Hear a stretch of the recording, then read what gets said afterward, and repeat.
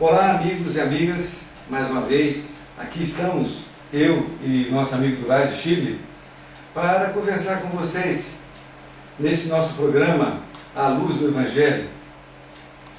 O tema abordado no dia de hoje será o capítulo 3 do Evangelho segundo o Espiritismo.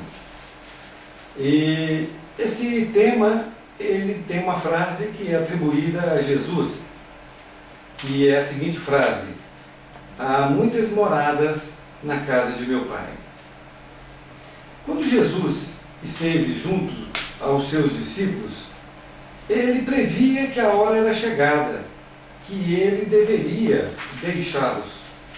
E quando ele manifestou aos seus discípulos que ele deveria ir, e portanto ele iria ser sacrificado como foi, os seus discípulos ficaram muito angustiados.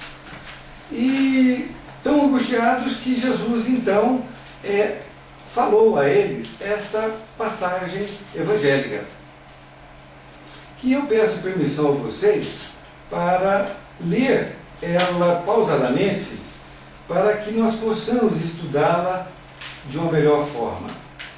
Então disse Jesus: que vosso coração não se turbe, crede em Deus, crede também em mim. Há muitas moradas na casa de meu Pai. Se assim não fosse, eu já vos teria dito, porque eu me vou para vos preparar o lugar. E depois que eu tenha ido e que vos tenha preparado o lugar, eu voltarei e vos retomarei para mim, a fim de que lá onde eu estiver, aí estejais também. Então, esta passagem está anotada em João, capítulo 14, versículo 1, 2 e 3. Refletindo sobre essa passagem, nós temos aqui, que foi escrita há 2000 anos atrás, mas não resta dúvida sobre o que Jesus disse. Aqui não carece de interpretação, para se saber o que é que ele realmente queria dizer. Está muito claro. Jesus então disse que a casa do Pai é o quê?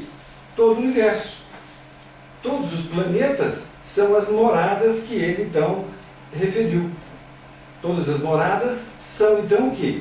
Habitadas. E nós temos essas moradas, esses planetas, todos habitados, porque ele disse isso. E se você analisar bem, se você crê em Deus, analisando o nosso sistema solar simplesmente, que é um dos sistemas solares, né? Você vê o Sol, né? Vê o planeta Terra, Mercúrio, Júpiter e assim por diante. A Terra é um dos menores planetas, não é? Se você inclusive pegar na internet toda a configuração do nosso sistema, você vai observar que, em relação aos outros, a Terra é um pontinho, não é?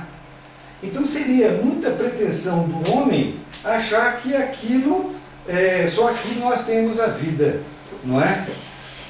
Muito bem. Amigo do Rai de Chile, Jesus então afirmou que nos outros planetas também existem vidas.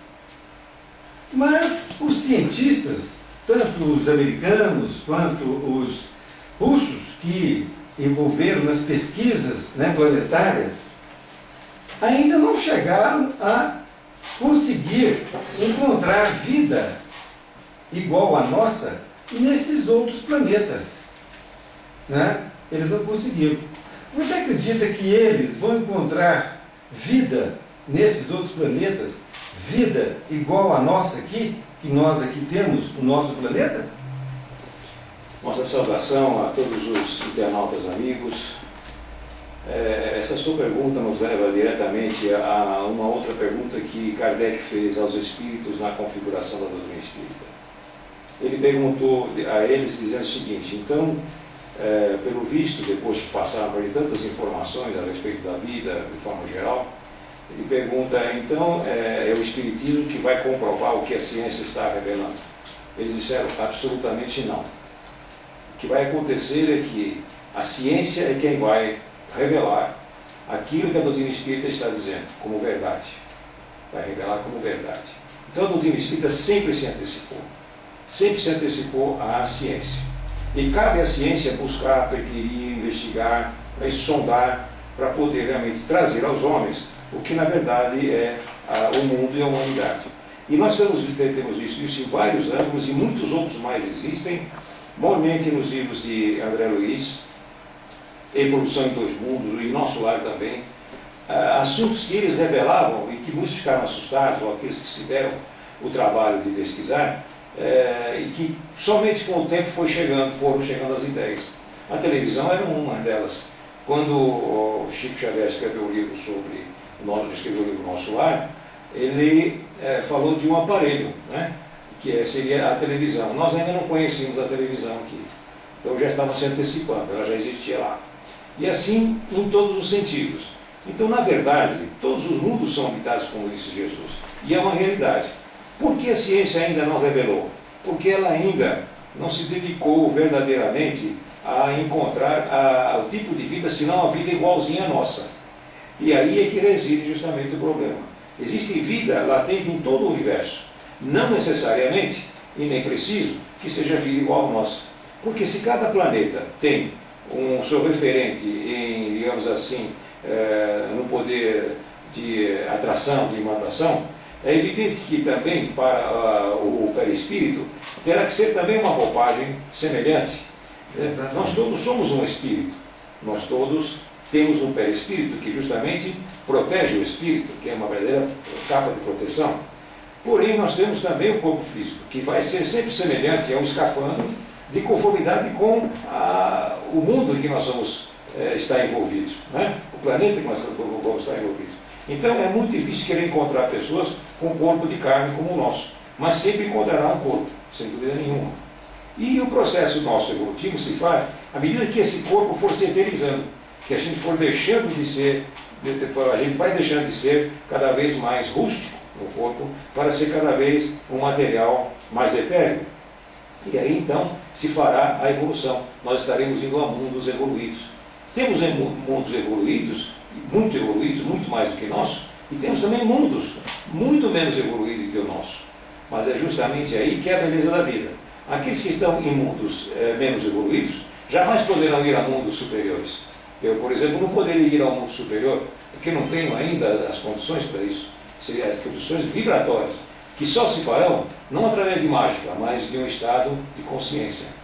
E esse estado de consciência, aí vamos somar atitudes, ações, forma de pensar, forma de ver a vida, forma de viver, não é?